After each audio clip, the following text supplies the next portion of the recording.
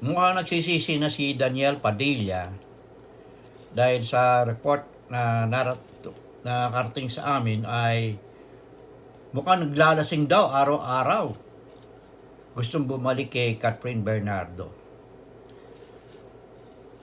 Mukhang malabo na ito kasi mukhang si Catherine Bernardo ay narito na sa Amerika. At malabo na kasi ang pagkakasabi yata ni Catherine Bernardo ay for good na siya rito sa Amerika.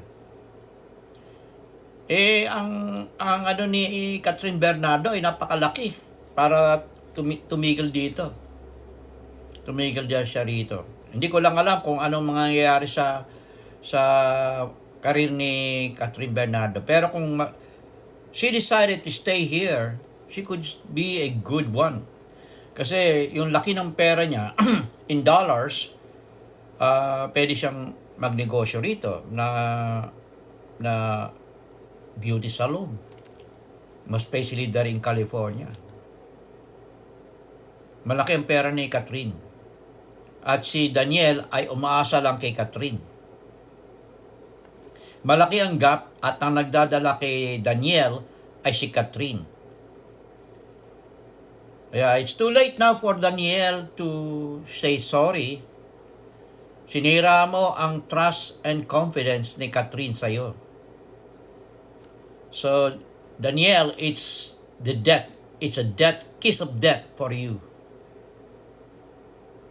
Kiss of death. Kasi nawala na rin yung ano mo nawala na rin ang mga endorsement ng mga gusto magpa-endorse sa'yo. Hindi na itutuloy.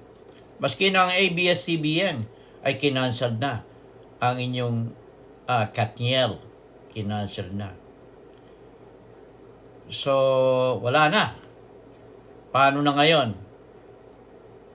Ang nangyari sa'yo, Daniel, dahil sa akala mo, ikaw ay maganda lalaki, lahat ng babae pwede mong kunin, katulad ng mga kapatid ng mga uncle mo, yan, ng mga babaero, yan ang napapala mo. Hindi ka nag-stick sa isa. Gusto mo lahat. Ay, kita mo mangyayari sa buhay mo. Kaya ka lang gusto ng mga babae dahil may pera ka. Ngayon wala ka ng pera. Ano mangyayari sa'yo? Magsilbing aral na yan. Medyo bata ka pa, Daniel. It's only 27 years old.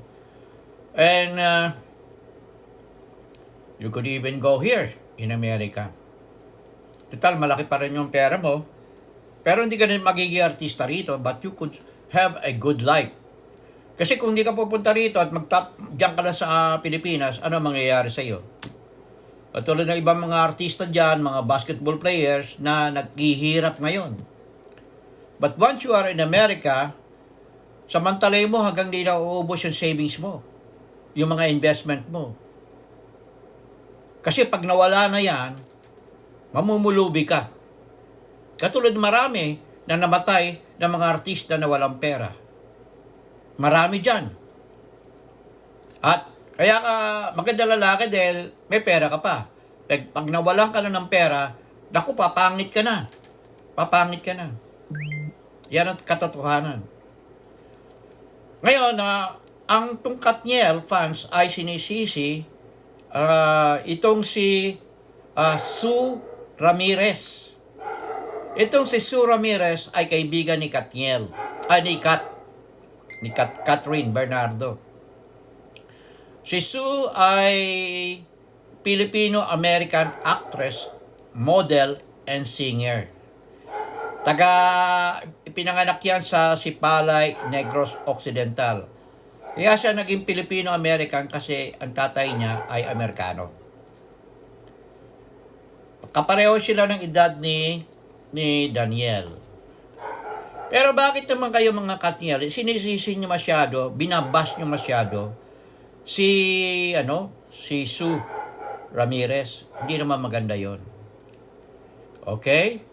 So, yan ang update ko kay Daniel Padilla na looks na nagsisisi sa kanyang mga nagawang kasalanan kay Catherine. Kaya mga Katniel,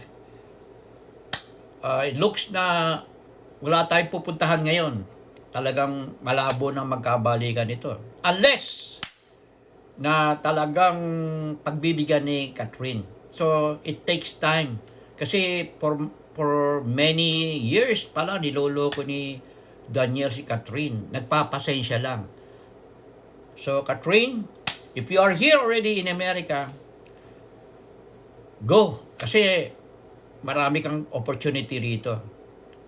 Mahirapan nga kasi kung babalik ka agad sa Pilipinas, yung sugat na iniwan sa ni Daniel ay nandiyan pa rin. Dito mawawala yan unti-unti. Okay? In God we trust, never hold your peace. Till my next vlog, don't forget to subscribe, like, and share, and make some comment. To all Katniel, let's pray na baka sakali magkabalikan sila. Okay? This is your host, Freddy, in YouTube at Filipino sa America Vlog.